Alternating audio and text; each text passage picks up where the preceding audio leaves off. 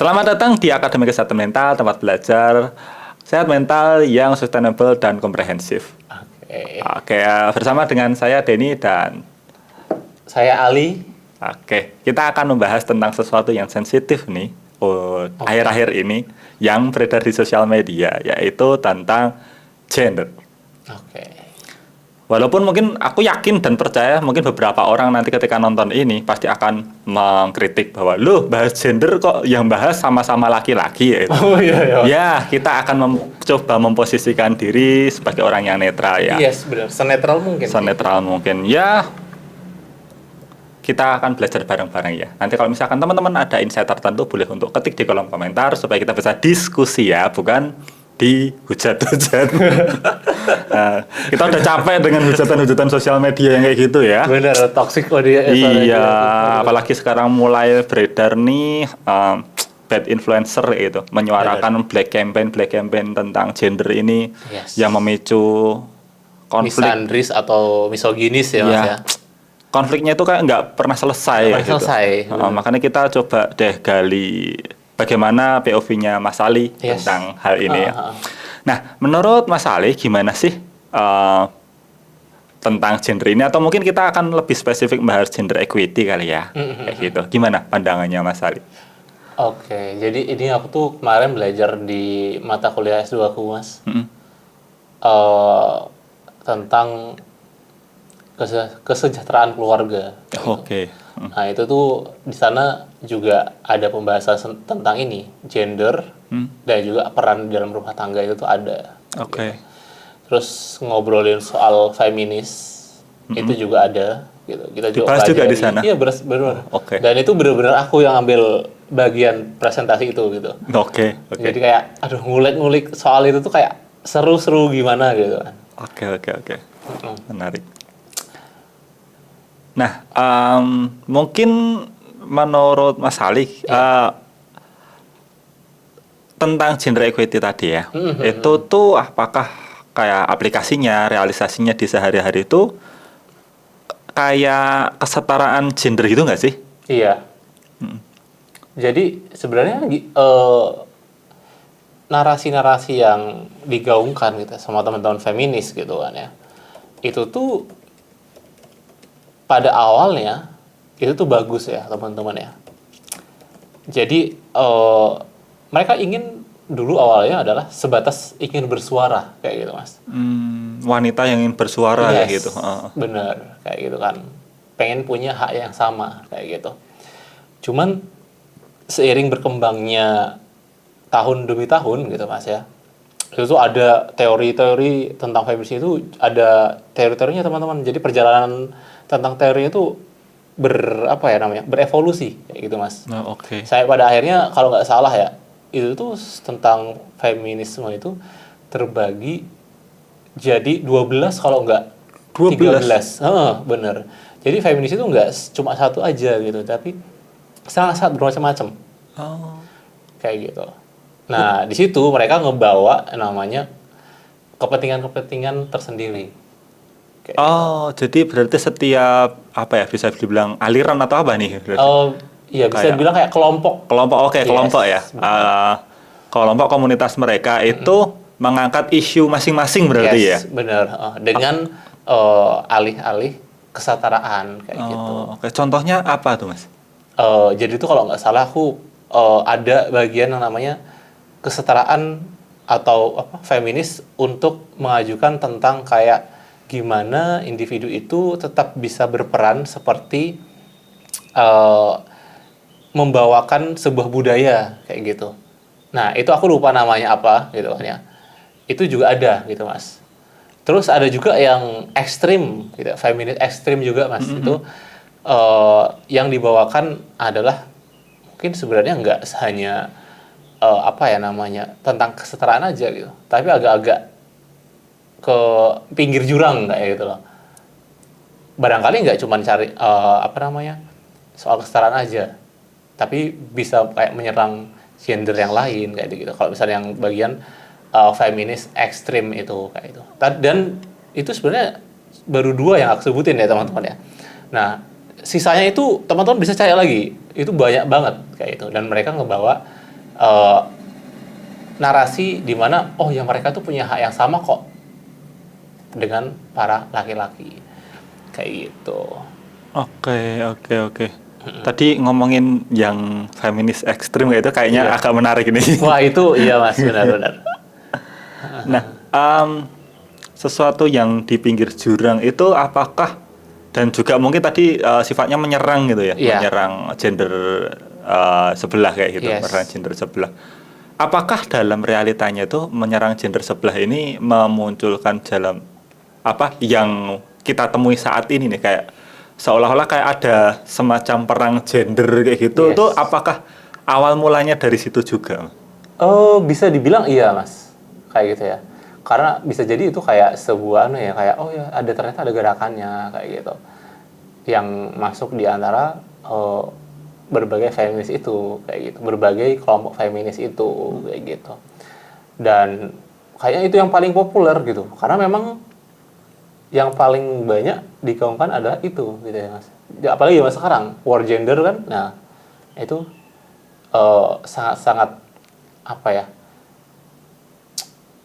sangat-sangat sering banget kita dengar gitu dibandingkan dengan mungkin feminis yang lain kayak gitu ya, mungkin dia ibaratnya ada yang cuma ngebawa oh ya ini agama itu semua sama, ada juga yang ngebawa sebuah narasi kayak gitu juga ke arah agama ya. Iya, ke arah agama gitu. Jadi nggak cuma soal kayak hak yang sama tentang laki-laki atau perempuan gitu, tapi juga ada yang ngebawa soal budaya, terus mungkin ada warna kulit juga ada gitu mas. Warna kulit? Yes, bener. Mereka pengen anggap sama lah gitu sebagai manusia, kan sebenarnya itu kan adalah narasi bagus ya mas ya. Iya bagus sih kalau gitu. Bagus kan gitu. Cuman kadang kalau itu tuh over, semuanya kalau over tuh pasti nggak baik kayak. Oh iya, segala sesuatu yang berlebihan itu nggak baik ya. Benar. Dan pasti ada oknum-oknum yang ibaratnya ngasih api dikasih bensin kayak gitu. Gitu sih. Kalau ada api dikasih bensin pasti akan bakar semuanya. Gitu. Nah, ngomongin soal tadi feminis sama sebenarnya patriarki ya, berarti ya. Sebelum pertanyaan berikutnya nih, masalahnya sebenarnya ini nggak sih antara feminisme sama patriarki itu lebih condong posisinya ke mana nih kayak gitu? Ke mungkin ke berpihakannya atau yang ideal itu seperti apa? Mungkin menurut Mas Adi gimana? Oke. Jadi kalau untuk kayak keberpihakan gitu, kalau personal aku dari aku sendiri sih nggak ada di sana kayak gitu, nggak milih sebagai feminis atau patriarki gitu, nggak gitu. Walaupun sebagai laki-laki nggak milih patriarki. Walaupun sebagai laki-laki juga aku nggak ambil yang patriarki kayak gitu, karena setelah kita pelajari kayak gitu kan ya, memang agak-agak susah untuk ambil sisi baiknya gitu, karena semuanya itu entah itu feminis dan juga patriarki ada sisi baiknya kayak gitu. Contoh nih teman-teman pengennya misalnya cewek nih pengen cowok yang nge-provide ceweknya atau keluarganya kayak gitu ya, yang teman-teman pengen full di rumah kayak gitu kan ya, biar suami aja yang kerja, terus kalian cuma pilates terus yoga kayak gitu kan. Nah, itu sebenarnya kalau kita bisa lihat polanya itu kan pola-pola yang diberikan sama narasi-narasi patriarki kayak gitu. Kalau narasi feminis ya nggak kayak gitu mas. Nah makanya aku nggak salah satunya kayak gitu. Tapi ada kalau di psikologi itu kita bilang kayak bukan patriarki, bukan feminis gitu. Tapi gimana kita bisa ngeblur itu jadi satu dengan nama gender harmony. Oke, gender harmony. Yes. Kayak gimana itu? Jadi bagaimana kita itu tetap bisa berperan dua-duanya gitu kan ya, dan juga bisa stabil kayak gitu tanpa harus condong salah satu kayak gitu. Karena kalau bisa condong salah satu, takutnya adalah double standar gitu ya. Oh, standar ganda ya. Nah, standar ganda kayak gitu. Yang misalnya yang feminis pengennya adalah ini, tapi juga dia pengen dari sisi patriarkinya kayak itu. Begitu juga dengan patriarkinya kayak itu. Dia pengen sisi patriarkinya, tapi juga pengen sisi feminisnya kayak gitu. Oh, berarti antara feminis dan patriarki ini punya sisi nyaman dan nggak nyamannya Yes, masing-masing ya. bener. Dan kebanyakan orang itu suka di bagian nyamannya doang. Itu dia. Itu berarti Bener. standar gandanya di situ. Standar gitu. gandanya di sana. Oh, oke. Kayak gitu. Dan teman-teman bisa lihat di sosial media gitu kan ya. Bad influencer tuh biasanya kayak gitu, standar ganda, memberikan narasi ya standar ganda kayak gitu. Yang bisa dibilang ini ya berarti ketika dia itu selalu menyuarakan untuk memperjuangkan yang nyaman-nyamannya doang. Nyaman-nyamannya aja. Nggak mengedukasi di bagian nggak nyamannya. Nyamannya. Oh, padahal sisi patriarki maupun sisi feminisme itu tetap ada sisi nyaman dan nggak nyamannya ya. Nyamannya. Berarti kalau misalnya kita mau fair kayak gitu, kita mau sebagai good influencer gitu ya. Bener. Ketika kita menyuarakan, misalnya contoh aku menyuarakan feminisme kayak gitu. Berarti aku harus mengedukasi, feminisme itu sisi enaknya ini, sisi nggak enaknya ini. Itu harus diutarakan berarti ya. Begitu juga ketika aku menyuarakan patriarki untuk melawan feminisme yang berlebihan, aku juga harus mengutarakan sisi nyamannya dan sisi nggak nyamannya berarti juga kan. Itu yang jarang ditemui sekarang. Jarang ditemui kayak gitu. Pengennya nih kalau misalnya dari sisi patriarki, udah istri biarin ngurus pekerjaan di rumah aja gitu, melayani suami aja kayak gitu. Tapi siap gak gitu sebagai suami bertempur di luar rumah kayak gitu, memprovide semuanya kayak gitu kan. Nah itu, dan juga sebaliknya gitu, misalkan perempuan yang feminis ini pengennya aku ingin berkembang juga dan sebagainya gitu. Nah siap nggak kalau misalkan ada sisi di mana kayak ini bagian pekerjaan rumah kayak gitu dilaksanakan atau dilakukan berdua kayak gitu. Jadi kayak setiap pilihan akan selalu ada konsekuensinya kayak gitu. Nah ini juga nanti ada sangkut pautnya Mas dengan yang namanya pola asuh tradisional dan juga pola asuh modern di dalam sebuah keluarga. Jadi teman-teman nanti kalau misalkan berkeluarga gitu ya, pola asuh yang akan dibawakan ke dalam sebuah keluarga itu pakai dua pola ini kayak gitu. Milih sih sebenarnya. Teman-teman mau pakai pola tradisional gitu kan ya. Soal misalkan kalau kita bisa lihat pola-pola itu hampir dengan patriarki kayak gitu kan. Nah, ada juga yang dia tipikal kolaborasi nih kayak gitu kan ya. Yang mungkin teman-teman bilang sekarang jadi kayak feminis kayak gitu. Kalau bisa kita bilang sekarang bukan tradisional lagi ya, jadi yang sekarang tuh modern gitu Mas. Jadi kayak kita ngelakuin semua itu bareng gitu. Pekerjaan rumah kita lakuin bareng, mendidik anak bareng, terus kerja juga bisa bareng gitu. Dan sekarang tuh udah berkembang jadi seperti itu sih Mas, kebanyakan ya. Apalagi kan anak Gen Z kayak ini kan mereka pada senangnya adalah setara gitu kan, kesetaraan gitu kan ya. Nah, gitu. Berarti ketika nanti pola asuh yang diterapkan itu yang udah setara bareng-bareng kayak gitu, mungkin kerja ya sama-sama kerja gitu. Terus kemudian ngasuh anak ya sama-sama ngasuh anak kayak gitu. Dan ya memang semua ada plus minusnya pasti ya, semua ada plus minusnya, tapi tinggal kita siap atau enggak dengan pilihan yang kita pilih gitu ya. So,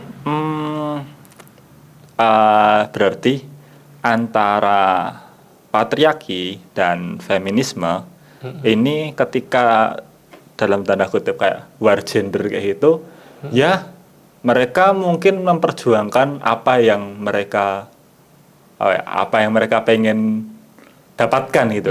Tapi mungkin perlu juga untuk meluangkan ruang atau meluangkan hati kali ya, meluangkan hati untuk kita itu bagaimana sih konsolidasinya atau titik temunya itu seperti apa kayak gitu ya. Bener. Nggak cuma nyerang-nyerang doang, tapi kita juga bisa duduk bareng untuk berdiskusi kayak gitu ya. Bener. Itu mungkin yang belum ditemui deh sih. Ini sih kayak di mereka yang menyuarakan entah itu patriarki atau feminisme secara berlebihan. Iya. Karena memang untuk menyuarakan dan apalagi memenuhi ego diri kita gitu kan ya, itu lebih enak gitu Mas. Daripada kita menurunkan ego untuk oh ini ketemu di tengah nih gitu kan ya. Gimana kita bisa berdiskusi, cari atau bikin ekosistem yang sehat gitu kan ya. Di dalam diri kita, keluarga kita, lingkungannya kita gitu kan. Itu memang lebih sulit kayak gitu. Dan lebih enaknya adalah nyalah-nyalahin gender sebelah gitu kan, over gender gitu kan Mas. Itu sering Bang. Mungkin ini ya, orang-orang pada umumnya itu berpikir ketika war itu selalu ada yang menang, selalu ada yang kalah. Mungkin belum tahu bahwa bisa loh sama-sama menang. Yes, benar. itu yang disebut juga dengan gender harmoni tadi ya. Gitu. Jadi itu teman-teman. Oke, boleh Mas. Oke. Pesan sebelum kita tutup deh. Oke. Pesannya adalah gini. Jangan terlalu fanatik dengan apapun itu di dalam dunia ini gitu kan ya. Karena kalau misalnya kita terlalu fanatik gitu ya, terlalu suka, terlalu benci bahkan juga gitu kan ya. Itu nggak akan pernah ada habisnya kayak gitu. Jadi hiduplah menjadi orang yang senetral dan senormal mungkin kayak itu, tanpa harus membenci secara berlebihan atau menyukai secara berlebihan gitu. Karena fanatik itu adalah tanda orang bodoh gitu ya Mas ya. Kalau kata Syekh Hasyim Asy'ari. Bukan. Itu loh Mas, pendiri Muhammadiyah sama Mas. Syekh Haji Ahmad Dahlan. Iya. Kayak gitu. Aku belum tahu quotes itu Wah, sih. itu ada sih itu di. Tapi kalau yang dari itunya ya orang yang dengan kecerdasan di bawah memang lebih gampang didorong untuk menjadi fanatik gitu. Yes, benar. So be smart aja ya. Be smart aja teman-teman. Be smart aja. Dan bijaksana gitu. Oke. Kayaknya itu dulu kali ya untuk video kali ini. Mungkin next kita akan bahas tema-tema yang lebih jauh lagi. Oke, siap Mas. Mas Ali temanya lebih jauh, lebih meluas. Saya lebih ke dalam. Ke dalam, oh iya. Soalnya saya itu sering resah gitu Mas. Kalau sosial media itu kayak ini logical fallacy banget ini kayak gitu kan. Banyak banget kalau teman-teman menemukan gitu kan ya. Iya. Dan itu kalau misalnya jadi ekosistem dan kalau misalnya kita nggak bisa perangin atau nggak kita netralisir gitu, itu kayak akan semerbak dan mau jadi apa gitu. Oh ya, ini mungkin sekaligus sebagai ajakan kali ya buat teman-teman yang ada di bidang-bidang profesional kayak gitu atau bidang-bidang yang expert di bidangnya. Mari kita untuk ikut mengedukasi di sosial media ya, biar ya ada yang menyeimbangkan kayak gitu. Iya. Supaya sosial media tidak dipenuhi dengan bad influencer gitu. Yes, benar. Yang bikin ya pandangan masyarakat Indonesia kita semakin terpuruk, semakin ya bikin gak nyaman lah. Gak gitu. nyaman, benar.